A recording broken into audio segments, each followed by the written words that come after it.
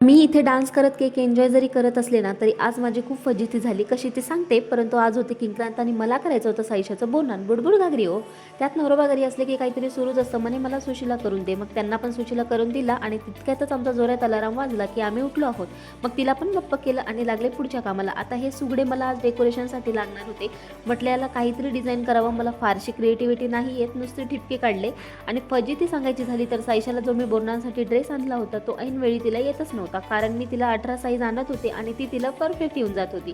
असं गृहीत धरलं होतं. सो ड्रेस चेंज करून आणला, पण या ड्रेसच्या नादात माझं डेकोरेशन झालं नव्हतं. मग पटकन बाहेरचं काम आटपून घरी आले.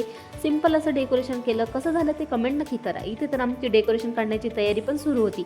आता माझ्या पोरीने ड्रेस तर मला कसा बसा घालू दिला, परंतु ज्वेलरी मात्र ती काहीच घालू देत नव्हती. जसं झालं तसं रेडी करून तिचं औषण करून घेतलं आणि ओवाळणीचे मुरमुरे तिच्या डोक्यावरून टाकले. आता इथे जरा लहान मुलांची कमी होतीच, पण माझी राणी पण या चॉकलेट घेण्यात मग्न होती. एवढं सगळं केलं परंतु मला काय साईशासोबत फोटोज काढता आले नाही, कारण ती खूप चिडचिड करत होती. अशा पद्धतीने साईशाचं बोनान पार पडलं. तुम्ही कशा प्रकारे सेलिब्रेट केलं ते मला ऐकायला नक्की आवडेल.